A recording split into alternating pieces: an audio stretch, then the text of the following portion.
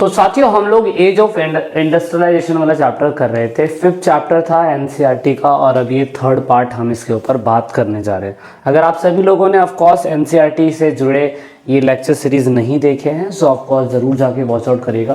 Class 10th की अगर आप प्रिपरेशन करना चाहते हैं हिस्ट्री की हमारे साथ तो ज़रूर पूरी की पूरी प्लेलिस्ट आपको डाउनलोड डिस्क्रिप्शन में मिल जाएगी, डाउनलोड कर सकते हैं या वॉच आउट कर सकते हैं। नोट्स के लिए एपी फैमिली टेलीग्राम अकाउंट आपको फ्री ऑफ कॉस्ट मिल सकता है और टेलीग्राम अकाउंट के साथ साथ इंस्टाग्राम अकाउंट ऑफ कोर्स आप सभी लोगों के लिए हमेशा क्वेरीज के लिए खुला हुआ है।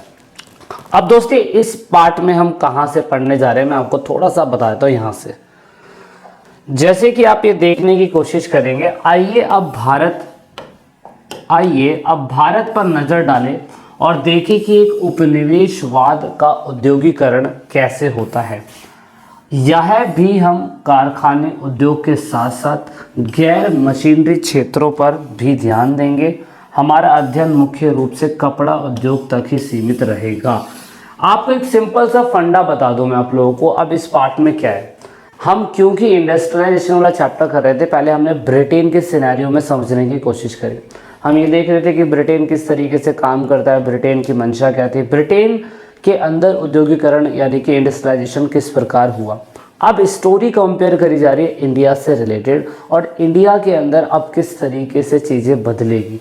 मतलब कि जिस टाइम पीरियड में ब्रिटिशर्स हमारे इंडिया के अंदर नहीं थे, थोड़ा सा मैं आपको टाइमलाइन बताने की कोशिश करूँगा ताकि आप लोगों को इतिहास, क्योंकि आप लोग पढ़ रहे हैं तो इतिहास के बारे में आपको काफ़ी अच्छी जानकारी भी होनी चाहिए।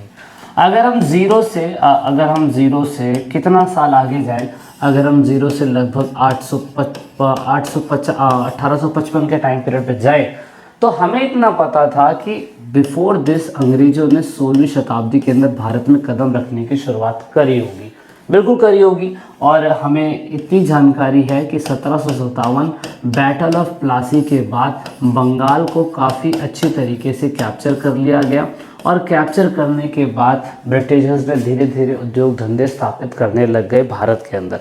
लेकिन दोस्तों आप ये देखेंगे कि ब्रिटिशर्स के आने से पहले ध्यान दीजिएगा, ब्रिटिशर्स से पहले हमारा जो कपड़ा उद्योग था या कपास का उद्योग था या कपड़ा उद्योग था, वो यूरोप की मार्केट में काफ़ी अच्छी तरीके से डोमिनेट करता था। मतलब कि कॉटन भी बिकता था और कॉटन से बने हुए क्लोथ्स यूरोप की मार्केट में काफ़ी अच्छे बिका करते थे, जिसका जीता जागता एग्जाम्पल जब आप क्लास 11th में पढ़ेंगे, क्लास 12th में पढ़ेंगे, आप देखेंगे कि पुराने ज़माने से ही हमारे कपड़ों से बने हुए क्लोथ्स काफ़ी ज़्यादा अच्छी मात्रा में होते थे। लेकिन आप नोटिस क्या करेंगे, अब साहब जी आप ये नोटिस करेंगे कि ब्रिटिशर्स के आते ही हमारा माल जो था बाहर की मार्केट में काफ़ी अच्छा था। और ये वो दौर था जिस समय ब्रिटेन के अंदर मशीनरीकरण या उद्योग वाला सिस्टम नहीं आया था।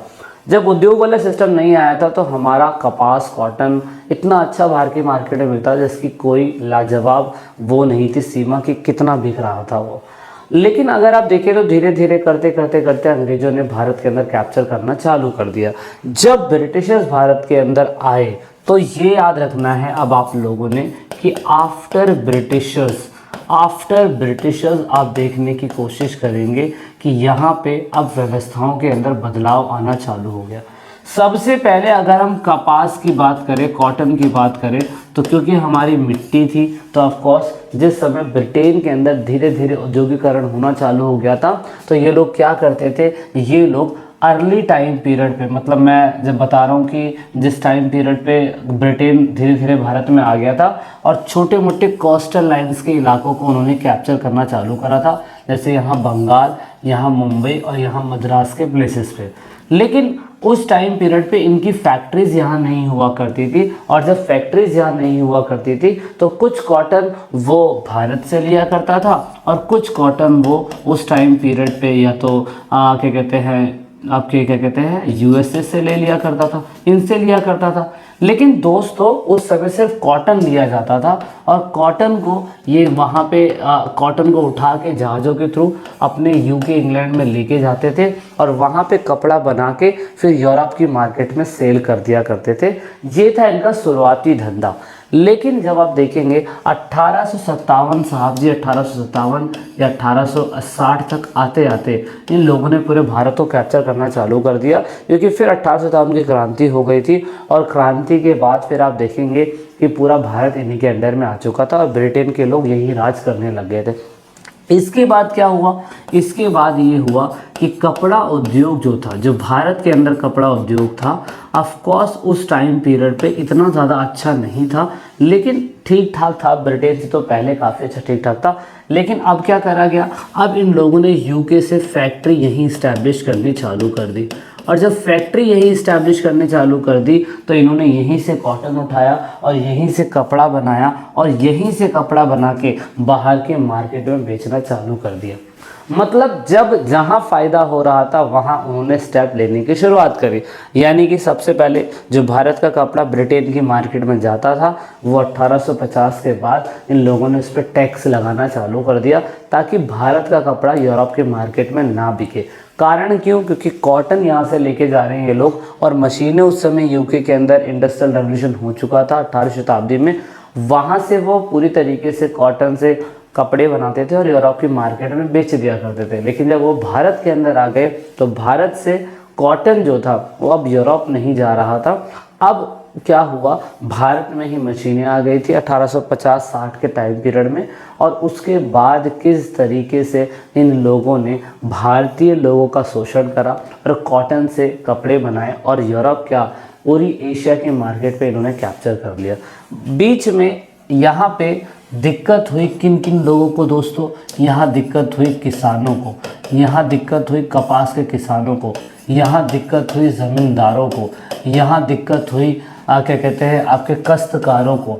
मतलब बहुत ऐसा होता था कि कॉटन का ही सारा खेल हुआ करता था, ये उसी से ही बिजनेस कमाते थे। तो ज़बरदस्ती कॉटन की शर्तें ये होती थी कि किसान को ज़बरदस्ती बोला जाता था कि आपको कॉटन ही उगाना है। तो ऐसे कुछ कारण हैं जो ऑफ कोर्स बताने की कोशिश करी जा रही है, और यही चीज़ आपको पूरी एनसीईआरटी बताएगी, आने वाला सेशन आपको बताने की कोशिश करेगा। मैं आशा करता हूँ कि आपको पहले तो क्रिस्टल क्लियर बातें समझ में आ गई होगी कि ये कहानी क्या चल रही थी भारत के सिनेरियो में, और यही चीज़ जो है नज़र डाली गई है एनसीईआरटी के अंदर। सबसे पहले क्या करा गया, इंडस्ट्रियल रेवोल्यूशन हुआ। तो यहाँ पे एनसीईआरटी आपको बताती है कि इंडस्ट्री में मशीनें आने से पहले silk and the cotton goods from India, मतलब सिल्क का कपड़ा और कॉटन गुड्स यानी कि कॉटन से बने हुए कपड़े बाहर की मार्केट में, इंडियन मार्केट के अंदर काफ़ी अच्छा यहाँ पे हमारा जो था बातचीत थी। ऐसा नहीं था कि जब रेलवेज नहीं आई तो उस टाइम पीरियड पे क्या व्यापार नहीं होता था, ऑफ कोर्स व्यापार होता था। एग्जांपल के लिए हम कह सकते हैं कि Armenia, Persian merchant Afghanistan, Punjab के हिस्सों में आके व्यापार किया करते थे, और उसके बाद सूरत, गुजरात, ये कोस्टल कनेक्ट हुआ करते थे Gulf and Red Sea port से इंडिया के। उस समय मसूलीपट्टनम और उसके बाद कोयम्बतूर, हुगली, वेस्ट बंगाल ऐसे इलाके थे जो साउथर्न एशिया से कनेक्ट हुआ करते थे। तो ये जीते जागते प्रमाण हैं जिसकी वजह से आप कह सकते हैं कि भारत में अंग्रेज़ों के आने से पहले भी कपड़ा उद्योग काफ़ी अच्छी मात्रा में था, और कपड़े उद्योग के साथ साथ कॉटन भी बहुत अच्छा हम लोग उगाते थे, तो वो बाहर के मार्केट में बिका करता था। लेकिन जैसे ही अंग्रेज़ आए ना, इसके अंदर थोड़े से बदलाव आने चालू हो गए थे, और उस टाइम पीरियड पे जब अंग्रेज़ नहीं थे और कपड़ा उद्योग जब बढ़ रहा था, व्यापार होता था, तो उस समय जो मर्चेंट्स होते थे, जो इंडियन मर्चेंट्स होते थे, उनका काफ़ी फ़ायदा भी होता था। वो इंडियन मर्चेंट्स बैंक के रूप में काम किया करते थे, और वही इन सारे प्रोसेस के, इन सारे नेटवर्क्स के अंदर इन्वॉल्व होते थे, और वो काफ़ी अच्छा मुनाफा भी कमाते थे। लेकिन दोस्तों आप देखोगे जैसे ही यूरोपियंस लोग भारत के अंदर आते हैं, बंगाल, मुंबई, मद्रास ऐसे इलाकों में आते हैं, तो थोड़ी बहुत व्यवस्थाओं के अंदर बदलाव आते हैं। वहाँ पे ज़मींदार, किसान और साथ में धीरे धीरे दूसरे और लोग बेचारे दिक्कत में आने लग जाते हैं, और अंग्रेज़ों को फ़ायदा होने लग जाता है। कारण सिंपल सा है क्योंकि लिखा हुआ है 1750 तक network control by the Indian merchant was breaking down. जो कभी नेटवर्क 1750 के टाइम पीरियड में इंडियन मर्चेंट या भारतीय किसान या उनको फ़ायदा पहुंचाने के लिए होता था और उनके कंट्रोल में होता था, वही चीज़ धीरे धीरे करके अब ख़त्म होती जा रही है। कारण क्या था? कारण सिंपल सा था, जो पुराने बंदरगाह होते थे वो इंडियन मर्चेंट के कंट्रोल में होते थे, और जब ब्रिटिशर्स नए इलाके बसाते हैं तो वहाँ पे नए बंदरगाह बनाए जाते हैं। जैसे गुजरात में कांडला था, बंगाल के अंदर कुछ प्लेसेस था, विशाखापट्टनम के प्लेसेस थे। ऐसी जगहों पे नए बंदरगाह बनाए गए और नए बंदरगाह बनाने की वजह से आप देखेंगे कि यहाँ पे कंट्रोल पुराने क्या कहते हैं मर्चेंट के हाथों से छूटने लगता है। एग्जाम्पल के लिए भी आप देख सकते हैं, पोर्चुगीज़ ने पणजी के अंदर बंदरगाह बनाया, डच ने मसूलीपट्टनम में, ब्रिटिश लोगों ने मद्रास बंगाल के अंदर, फ्रेंच कॉलोनीज ने पौंडीचेरी के अंदर। तो ये नए सेटलमेंट्स बने। नए सेटल्स बनने के बाद आप देखोगे ये किस तरीके से उन पोर्ट्स को कंट्रोल करते थे, क्योंकि भारत का कपड़ा या कॉटन जो था वो वहीं से होके गुजरेगा बाहर की मार्केट के लिए, पोरबंदरों से। हालांकि ऐसा नहीं कि ज़मीन के थ्रू व्यापार नहीं होता था और बहुत बड़ी मात्रा के अंदर रॉ मटेरियल जहाज़ों से, पानी के जहाज़ों से जाता था, जो कभी इंडियन मर्चेंट के कंट्रोल में हुआ करते थे, लेकिन बाद में वो ब्रिटिशर्स के कंट्रोल में आने चालू हो गए। और एनसीईआरटी हमें यही बताती है, बट क्लास 10th में इसके बारे में नहीं है। लेकिन अंग्रेज़ों ने किस तरीके से यहाँ पे मद्रास, कलकत्ता, बॉम्बे को किस तरीके से बहुत अच्छा डेवलप करना चालू कर दिया। इस तरीके से decline of old port and rise of new ports की शुरुआत हुई और यहाँ पे धीरे धीरे जो फाइनेंशियली कंट्रोल इंडियन मर्चेंट के हाथ में होता था वो ख़त्म होने लग गया तो पैसा नहीं आने लग गया। पैसा नहीं आ रहा था, यूरोपियन शिप जो होती थी वो अपनी मनमानी किया करती थी और धीरे धीरे भारत के ट्रेडिंग हाउस ख़त्म होने लग गए और यहाँ पे अंग्रेज़ों का कंट्रोल बढ़ने लग गया। एक तो ये कारण था। अब आप देखेंगे जो इंडियन मर्चेंट थे, मैंने अभी बताया आपको इंडियन मर्चेंट, चलिए यहाँ पे अब एक तरीके से व्यापारी ग्रुप ले लेते हैं।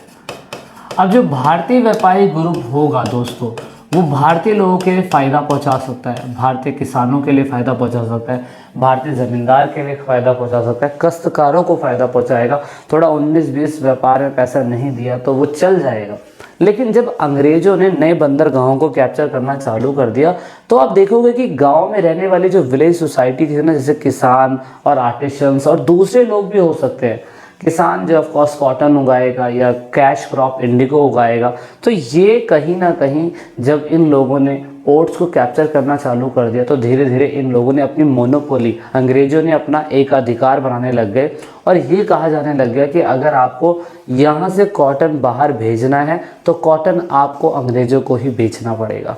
अब यहाँ पे ज़बरदस्ती अब घर यापन चलाना है, जीवन यापन चलाना है, तो ये दिक्कतें तो झेलनी पड़ेगी। इसका तरीका कंपनी ने क्या करा, ब्रिटिश ईस्ट इंडिया कंपनी ने क्या करा कि कॉटन, रॉ कॉटन की सप्लाई जो कोस्टल लाइन पे बसे हुए शहर हैं, गांव हैं, किसान लोग हैं, वो कॉटन उगाएं, प्रॉपर कॉटन मिलता रहे, प्रॉपर तरीके से कॉटन मिलता रहे और ये कॉटन सिर्फ और सिर्फ वो ब्रिटिशर्स को ही बेचे। इसका एक अधिकार बनाने के लिए उन्होंने एक पोस्ट बनाई और वो पोस्ट थी आपकी कौन सी, वो थी आपकी गोमोश्ता। गोमोश्ता एक पोस्ट हुआ करता था, यहाँ पे मैंने लिखा हुआ है गोमोश्ता, गोमस्ता एक पोस्ट होती थी और ये पोस्ट ये बताती थी कि किस तरीके से भारतीय किसान जो भी कॉटन उगाएगा वो अंग्रेज़ों को ही बेचेगा। ये एक तरीके का अंग्रेज़ों का पेड वर्कर हुआ करता था जो उन किसानों का ये तय किया करता था कि वो कॉटन सही तरीके से उगा रहे या नहीं उगा रहे या कितनी मात्रा में उगा रहे। अगर वो किसी और को उगा के बेच देते हैं तो ऑफकोर्स उसके ऊपर पेनल्टी भी लगाई जाती थी। तो इस तरीके से किसानों का भी शोषण करा जाता था। किसानों को ये भी कहा जाता था कि अगर आपको कॉटन का पैसा चाहिए उगाने के लिए तो आपको एडवांस पैसा भी दे दिया जाएगा। तो अगर एडवांस पैसा दे दिया गया तो फिर तो आप देखोगे कि अंग्रेज़ों को ही वो कॉटन बेचना पड़ेगा। तो इस तरीके से धीरे धीरे कंपनी अमीर होती चली गई, कंपनी की तिजोरी में पैसा आता चला गया और किसानों के ऊपर जो एक क्या कहते हैं सिकंजा है, एक तरीके से पावर ऑफ क्या कहते हैं कंट्रोल है, वो होने लग गया। अब क्या हुआ दोस्तों, ये थोड़ा सा दौर अब आगे देखते हैं। मतलब ये सब होने लग गया, फाइनली काफ़ी लोग दिक्कत में आ गए थे और उसकी वजह से भारत के अंदर आप देखोगे 1857 के टाइम पीरियड पे रिवॉल्ट भी होता है, मंगल पांडे वाला।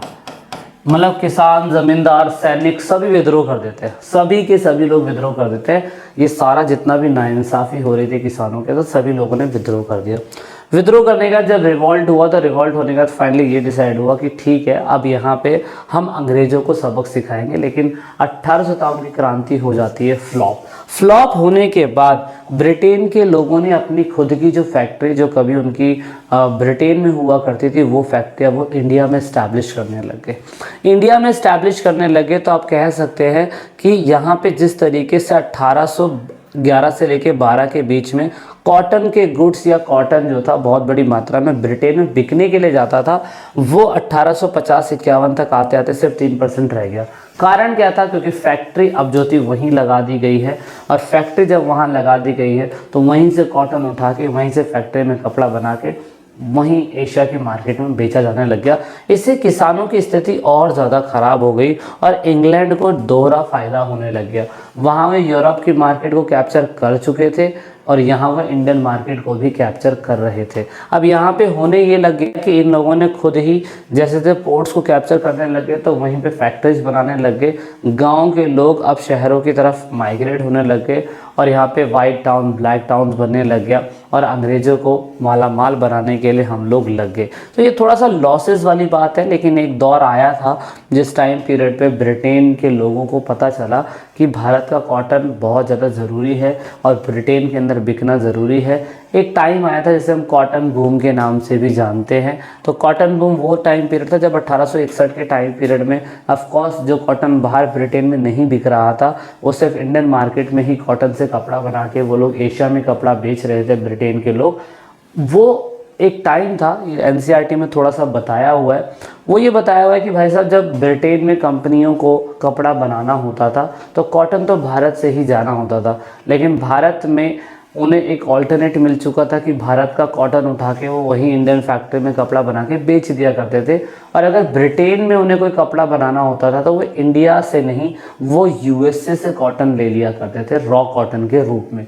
लेकिन एक टाइम ऐसा आया था कि 1861 के अंदर ब्रिटेन में अमेरिका के अंदर सिविल वॉर छिड़ गया था, और जब सिविल वॉर छिड़ गया था 1861 के टाइम पीरियड में, तो यहाँ पे जो कॉटन ब्रिटेन के लोगों को मिलना चाहिए था वो यहाँ से नहीं मिल पा रहा था। तो एक दौर आया 1862 का जहाँ पे इंडियन क्या कहते हैं फार्मर्स को बहुत बड़ी मात्रा में कॉटन उगाने का मौका मिला, और ये वो दौर था जिस टाइम पीरियड पे इंडियन किसानों को थोड़ा फ़ायदा भी हुआ, क्योंकि अब बहुत बड़ी मात्रा में जब कॉटन उगाने की बात हो रही थी तो पूरी तरीके से मैं कह सकता हूँ कि इंडियन मार्केट के अंदर क्या कहते हैं कॉटन बूम आ चुका था और काफ़ी पैसा भी यहाँ पे क्या कहते हैं किसानों को मिल रहा था। एग्जाम्पल के लिए क्या था, किसानों को कॉटन उगाना है, एडवांस पैसा चाहिए होता था, वो अपने साहूकारों से पैसा ले लिया करते थे और कॉटन उगा के जब मार्केट में बेचा करते थे तो काफ़ी फ़ायदा होता था और साहूकारों का वो पैसा भी वापस दे दिया करते थे। लेकिन लॉस कब हुआ, जब उन्होंने साहूकारों से एडवांस पैसा ले लिया, कॉटन उगा भी दिया, लेकिन अब कॉटन जो था जब सिविल वॉर अमेरिका के अंदर ख़त्म हुआ तो फिर उन भारतीय लोगों का कॉटन नहीं बिका। तो इस तरीके से इंडियन किसानों के लिए बाद में लॉस भी हुआ। तो ये थोड़ा सा एक क्या कहते हैं कहा इसमें दे रखा है, तो ये एनसीईआरटी में थोड़ा सा डिटेल डिस्कस नहीं है, लेकिन मैं आपको बता रहा हूँ ताकि आपको समझ में आ सके।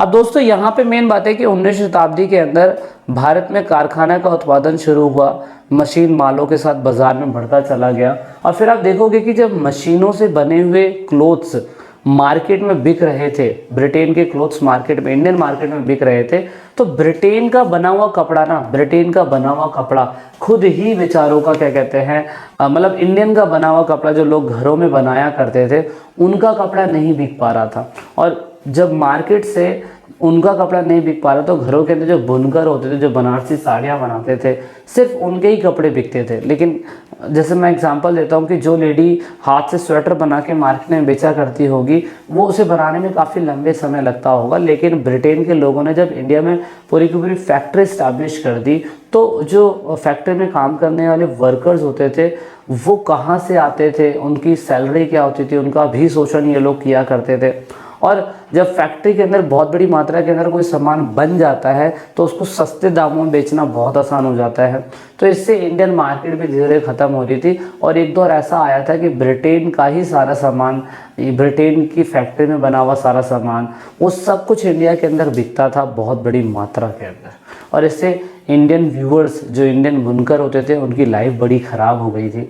और ऐसा नहीं था कि इन लोगों ने ब्रिटेन के लोगों ने फैक्ट्री आके यहाँ पे पहले इस्टेब्लिश करी, इंडियन इंडियन फैक्ट्री भी थी वहाँ पे, उनको किस तरीके से ख़त्म करा गया वो हम वीडियो के अगले पार्ट में समझने की कोशिश करेंगे। तो ये है ईपी फैमिली पे थर्ड पार्ट। और अगर आपको नोट्स चाहिए तो टेलीग्राम अकाउंट में ज़रूर जुड़िए, ईपी फैमिली आपको नोट्स प्रोवाइड करवाएगी free of cost. So this is it in this video and I hope that you like the video. तो जब तक के लिए जय हिंद, जय भारत, वंदे मातरम।